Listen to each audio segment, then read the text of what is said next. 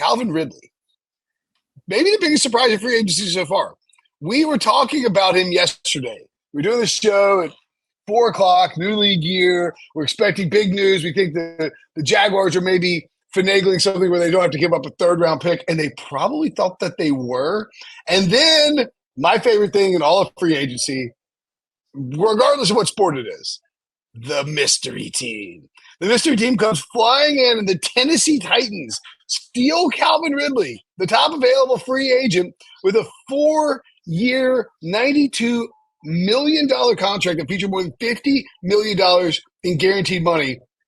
To me, Breach, our local Nashville correspondent, this felt kind of insane because Ridley's an older wide receiver. The Titans, I thought, were rebuilding, but it feels like the Titans are trying to say, all right, Will Levis, show us that you're a franchise quarterback. You better do it this year or else we're going in a different direction.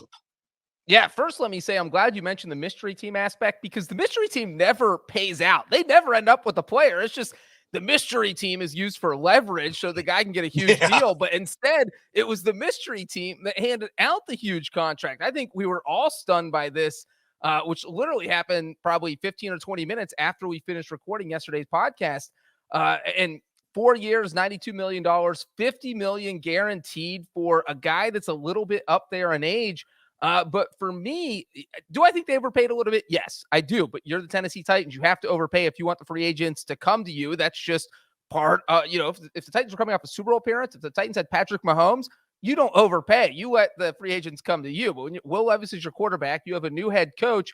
You have to convince the talent to come to you. That's what the Titans did there. They let the money speak. I do think they have an interesting receiving lineup now. I mean, you look at DeAndre Hopkins. Yes, he's old, but he was still productive last season. Treylon Burks, not great. He's certainly not a number 1 receiver, but when you throw him down to a number 3 receiver, I feel like maybe he could be productive. And you look out what else this offense has done, adding Tony Pollard. And then you look at what Brian Callahan did in Cincinnati with Jamar Chase, T. Higgins, Tyler Boyd. He likes having these 3 receiver setups, and that's what he's going to have in Tennessee now, right, Tyler? Yeah, no, I mean, it's possible. I will say this, and we talked about it a little in Slack. I wrote about it because it was suggested to us to at least explore the possibility of this last night. And are we 100% positive that Calvin Ridley is set to be the running mate for DeAndre Hopkins, or is he the replacement for DeAndre Hopkins? Because if you do move on from DeAndre Hopkins as a post-June 1 release, you clear about $16 million off the salary cap. And Hopkins was good last year. It wasn't his best season. Now you could chalk that up to the quarterback situation with Ryan Tannehill and then going to Will Levis as a rookie. But I don't think it's totally out of the question that he is here to replace DeAndre Hopkins. I think it'd be great, like you were saying, Brinson, that it could be, hey, Will Levis, let's see what you can do. You are now our franchise quarterback. We're giving you no excuses. We gave you a running back. We gave you a wide receiver to pair with DeAndre Hopkins. Let's see if you're the guy. But if there is a scenario where Hopkins maybe is out of shape or doesn't want to be there anymore for any sort of reason, they can get out of it. He's more expendable than he was 24 hours ago. Yeah, I think that's a great point. And certainly, it's possible that Hopkins is like, I don't want to be here in Tennessee on this rebuild. It's also possible, just to play devil's avocado here, and this would be kind of the nightmare scenario if you're Breach, because what if Brian Callahan's the engine that makes the Bengals go, or was the engine that makes the Bengals go? You have Brian Callahan comes in, he brings his father, Bill Callahan, who's widely regarded. And this is this is a theory we've talked about for years now as the best offensive line coach in the NFL, and maybe the best offensive line coach ever, right there with Mike Munchak. Bill Callahan instantly makes offensive lines better. And so I think that's an underrated story. How does Cleveland's offensive line look with no Brian Callahan there?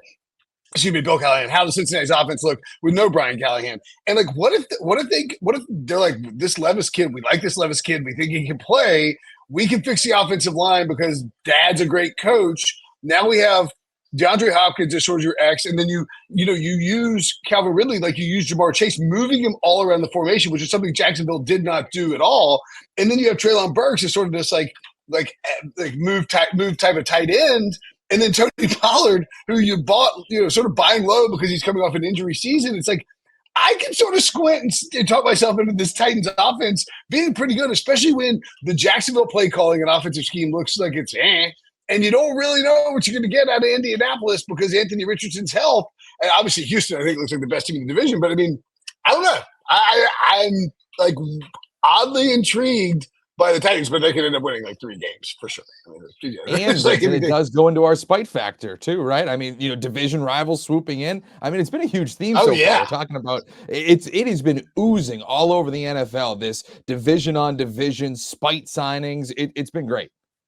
Yeah. And one thing I will say is just with the Ridley signing is that I have seen it compared a lot to the AJ Brown. I'm not sure that's fair to the Titans front office right now because that was a different front office that traded AJ Brown, and half the team didn't even want them to trade. I mean, we saw Mike Vrabel's look in the draft room that day. He did not want to get rid of AJ Brown. If it was up to him, AJ Brown would still be playing for the Tennessee Titans. So, and then this is a new front office giving Calvin Ridley this money, almost making up for what the last front office did because they're saying, hey, look, we need to get a receiver in here. And it's a slightly different situation in that if both guys, AJ Brown ended up getting a 4-year, $100 million deal with $57 million guaranteed. And that was in 2022 when the salary cap was $208 million. And now you're giving somebody a $92 million deal when the salary cap's $255 million. So I don't think it's an apples to apples comparison, probably like bananas to plantains, something kind of similar, but not exactly similar. So, I mean, I understand why people are bringing it up. I don't think it's a great comparison.